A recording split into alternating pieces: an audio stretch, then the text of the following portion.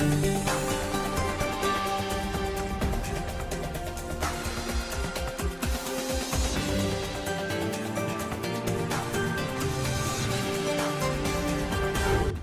today's World Insight, Chinese President Xi Jinping doubling down on China's green strategy of balancing growth with ecological protection. What does it mean for biodiversity conservation? Views from the United Nations chief on biodiversity efforts. We are talking of whole of government, whole of society approach, mainstreaming biodiversity in all economic sectors. And China hosts the Biodiversity Conference. But outside the conference rooms, how has China set an example in expanding the habitat of its own wildlife? They are the web of life we depend on. We are only part of them. Common goals need to be set. Solutions need to be carried out for the biodiversity of the earth and for you and me. I'm in China's spring city, Kunming, known for its mild weather and rich natural habitat. Bring you all the latest on COP15. Hello, I'm Tian, and this is On Site at COP15, a World Insight special program from Kunming at the ongoing UN Biodiversity Conference. At the Leaders Summit on Tuesday, world leaders spoke on their biodiversity visions and agenda. But many noticed there's a strong shared momentum that is encouraging, to say the least. Choose an effective post-2020 global biodiversity framework with clear targets and benchmarks can put nature and people back on track. At the leaders' meeting, Chinese President Xi Jinping delivered a speech via video link. He emphasized the importance of green development and how it works with the overall development agenda for a big developing country like China. After that, I filed this commentary.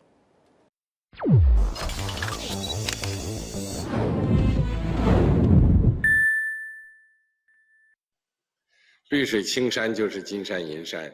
Green mountains are gold mountains and silver mountains. A sound ecology and environment is not just a natural asset, but also an economic asset, and it affects the potential and momentum of economic and social development. We need to speed up efforts to foster a green way of development and secure a win-win of economic growth and environmental protection, so as to build a homeland of coordinated advancement of economy and the environment. 地球家园。 Those are the words coming from Chinese leader Xi Jinping at the ongoing COP15, emphasizing on the importance of ecological civilization and international cooperation. And there are great case studies. The story of giant panda, for example. Everybody loves the black and white furry bear, but did you know that it's no longer in the endangered species list starting this year? Because there are more than 1,800 of the giant panda now in the wild after decades of conservation work. This is great news, but not just for the giant panda, also others too.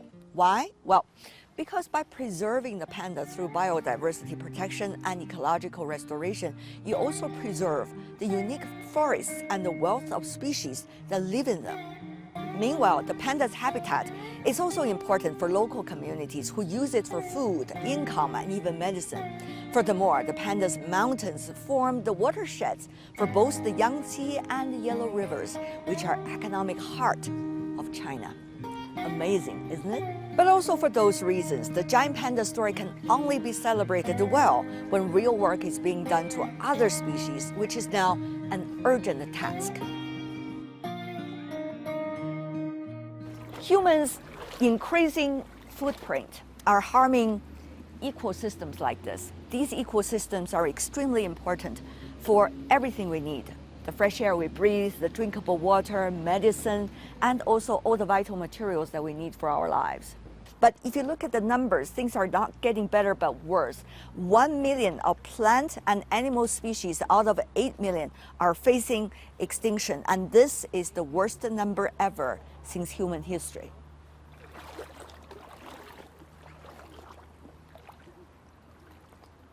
That is why the global summit, known as COP15, is important and must be a success. The conference is now underway in Kunming of China, is tasked with enormous visions and actions, reversing the destruction of nature. Focusing on biodiversity, COP15 is less well known to its sister summit on climate change, but it deals with issues that are no less vital to the health of the planet. Back in 1992, a treaty was already ratified on this, the Convention on Biological Diversity, also known as CBD. It is signed by 195 countries and the European Union, but not the United States, the world's biggest historical polluter. So the CBD stated goals are to preserve the diversity of species on Earth. It also sets guidelines on how to tap into natural resources sustainably and justly. Then, 18 years later, another milestone. The 2010 Biodiversity Summit in Aichi, Japan, saw 20 goals laid out to preserve biological diversity and reduce human pressures on the environment. It also sets a 2020 deadline for achieving them. But none of those objectives have been fulfilled 100% by that deadline, with only a few exceptions. In other words, this environmental convention is having huge reputational issues unless COP15 this year and the next bear fruit. What kind of fruit?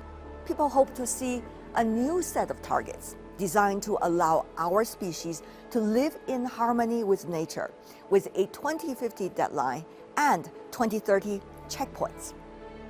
The draft text under negotiation is called the Framework Biodiversity Convention. It's believed that they will set 25 targets for 2030. Among all of them, possibly these: protected status to 30% of lands and oceans, half of the use of fertilizers, and reducing pesticide use. Of course, it's too early to say how feasible these goals are, but goals are necessary. After setting the goals, how to achieve them is even more crucial. And for now, we've already have some positive signs. Behind me is an artificial tree. I want to put the leaves on it to illustrate. First, the awareness. We've already got more people linking COP15 on biodiversity to COP26 on climate change. And that would bring a lot of new momentum and the resources to solve the complex problems. Second, China's role. Very important. It is one of the most important parties to be engaged on the issue of biodiversity. The good thing is China has clear focus on its challenges and circumstances, the world's top carbon polluter, the world's most populous nation, and one of the world's biggest economies in transition. Third, human beings have already acquired experiences in doing a better job, like the story of the giant panda we earlier touched on. What we need now is to follow that spirit and be persistent. Just like this big tree, better leaves makes a wonderful forest. COP15 is now being held in China's spring city, Kunming, known for its mild weather and rich natural habitat. It's a perfect place to make sure we are not going to be left alone with a silent spring, which American writer Rachel Carson wrote about decades ago. She made her point on the future of planet and all life on Earth. It must be a vibrant spring with celebration of nature's gift, our rich biodiversity.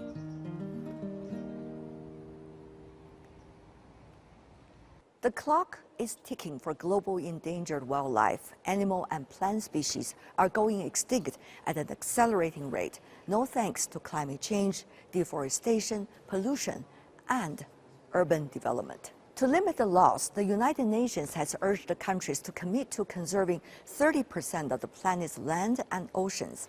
About 70 countries have already signed on and committed to this ambitious target. But numbers are not everything, said Elizabeth Mrema, the Executive Secretary of the Convention on Biodiversity, in an in-depth interview on the site with me. This is the lady working around the clock for this conference, COP15. How do you feel today? I feel good because always when you organize or involved in such a big conference, you are always worried how things will be.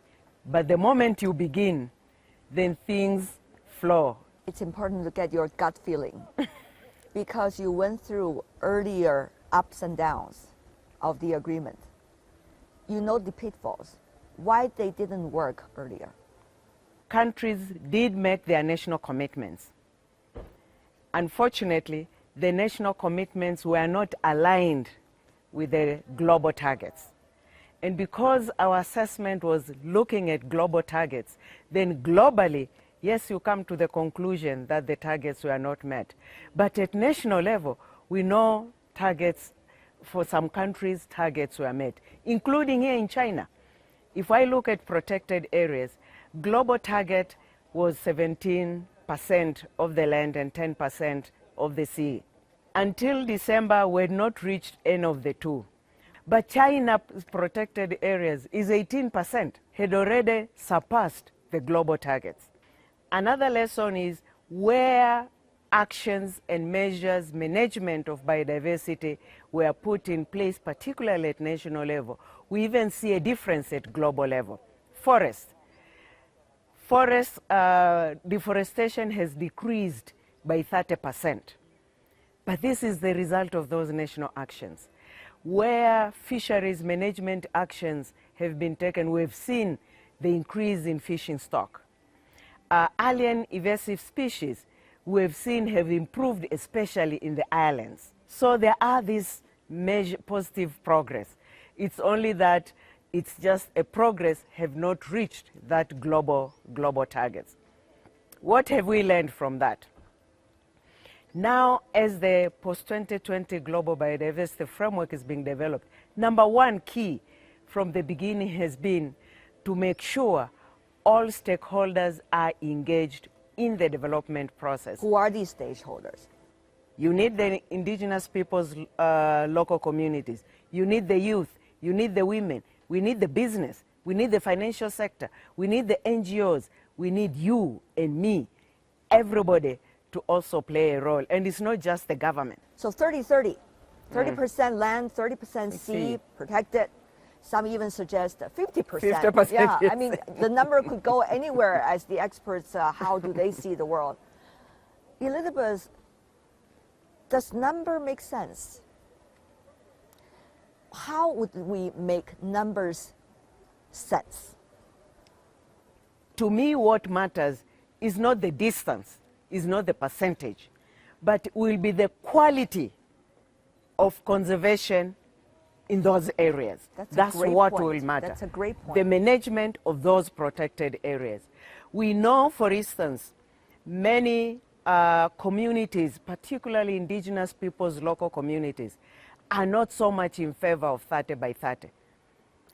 Because for some communities, they say they have suffered in the current targets. So when I say we need to look at the quality of that distance in terms of management, will include safeguards for indigenous peoples and local communities. The Human Rights Council, for the first time, agreed on the clean and sustainable environment as a human right, which we should celebrate. So, and this is where the safeguards are coming. For indigenous peoples, the right to their land. The developed and the developing countries share but differentiate the responsibilities. That was the term being used for many years. But still now, the issue of, we all share these responsibilities, but at the same time, how do we understand the different development stages? How should we have people with more resources be more responsible and volunteer to be more responsible? These are very difficult questions. You have talked of developed and developing. So, which means these two regions are completely different. Each one is unique in its own. So when we talk of responsibilities and accountability, it can't be the same. And that's the bottom line. When you look at particularly biodiversity, direct biodiversity related treaties, that concept where it appears, it's in the preamble. Now I can talk like a lawyer. Not in the operative actions. You have been a lawyer for a long time. And the lawyers distinguish between the two, because the preamble is aspiration. But the operative paragraphs, these are where actions need to take. But we also know a number of international tools, guidance, even some of the treaties have used the concept. So we hope over time it will continue to get that better awareness and recognized and be used as the countries argue, recognizing that the North and the South each are unique, each are different. When you look at resources, even now the draft framework is looking at $200 billion per year for biodiversity. But we need to also recognize that it does not necessarily mean new monies. There are monies already in existence. It just need to be repurposed, redirected from nature negative or biodiversity negative to biodiversity positive outcomes. That's a great point. $500 billion per year are used for harmful biodiversity, out of which 100 million is on agricultural, harmful. So imagine 500 billion repurposed per year to biodiversity positive actions. Don't we have the 200 billion over and above? That is one. Two, we are talking of whole of government, whole of society approach, mainstreaming biodiversity in all economic sectors, from planning, strategies, action plans to implementation. Having talking about that, let's touch on some of the case studies, because people would say, okay, enough with the big words. Yes. What about now, right? What about us? You are in China. The case studies that you witnessed in this country, which you touched on earlier during the meeting, how do you see what China has done? Have you also noticed similar spirits elsewhere? First, China taking over the presidents of the Conference of the Parties. It means now China has that leadership role in the biodiversity agenda globally. Because now China becomes very important as we go into our next part of this COP15. Unfortunately, China has achieved a lot as far as biodiversity conservation and protection is concerned. Threatened species. You had species here in China which were almost going to extinction. In fact, in the IUCN Red List, they were in the threatened species. As we speak, they have graduated, if I may use the word, or promoted from threatened species to just vulnerable. So these are the lessons the world would like to learn. Congratulations to their graduations. What China has done to achieve that. Let's look also at the theme of the COP15, ecological civilization, building a shared future for all on Earth. And as far as I'm aware, correct me if I'm wrong, ecological civilization is basically a concept putting the unity, humanity, and nature. So China has already recognized that and uses it in its development process. The concept also is looking at the coexistence between economic development and environmental protection. Every country in the world wants and needs to develop. But that development is at what cost on the environment? And this is what already China is looking at. What other things about China that you have learned over the days here that could be of help and inspiration, not only for the world, but also for the Chinese as well, that they could feel encouraged also to move forward? Let's look at the fisheries, which I said for the last plan and targets, as the result of good management, fishery stock improved. In China, I understand there's a 10-year moratorium against fishing in the Yangtze River waters.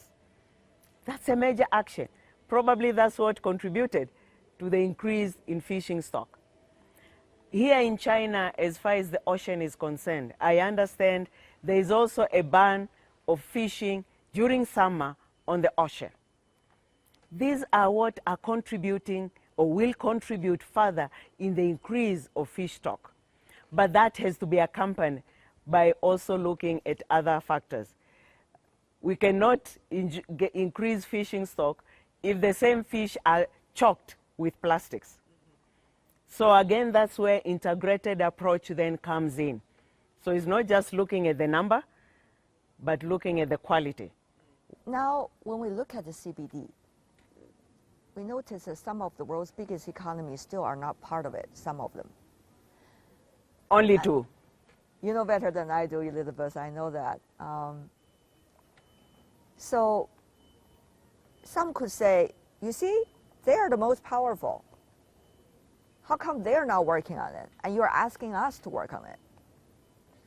And they will also, we should also ask those countries that are not part of it, what are you thinking?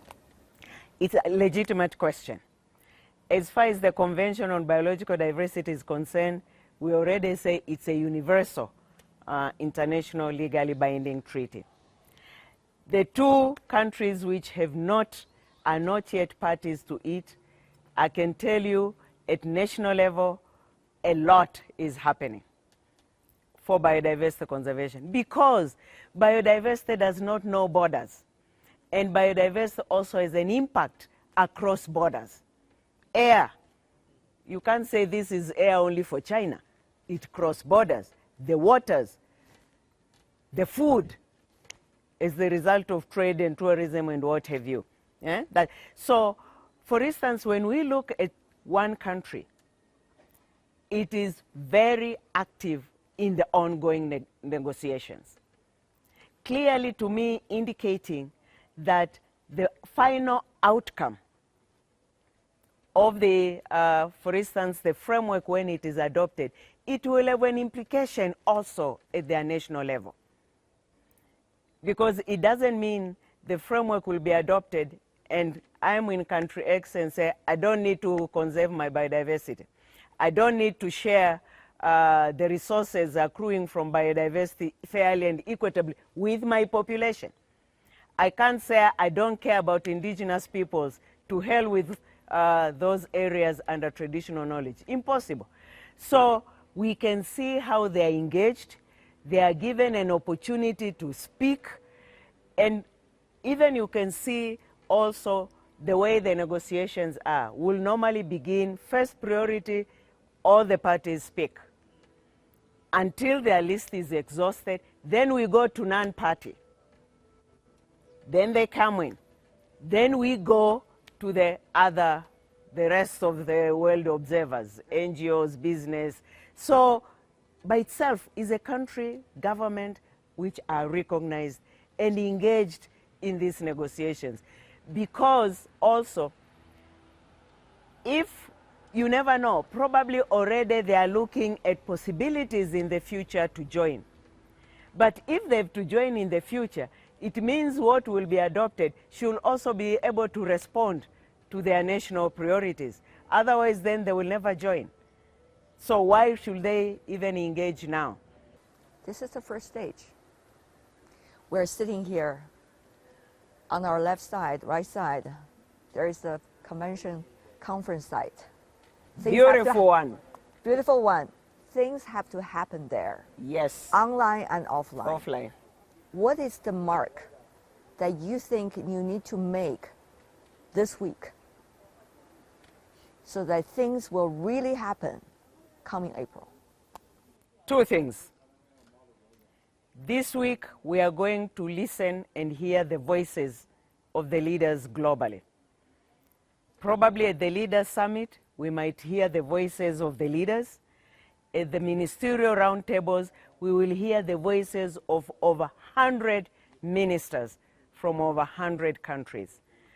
So their voices We hope we'll hear the commitments they are making to make us move forward. Those commitments are what will push positively the negotiations going on the post-2020 global framework. 1. 2, China has taken up the leadership as the president of the COP. And China is now going to lead the world to the second part of the conference of the parties.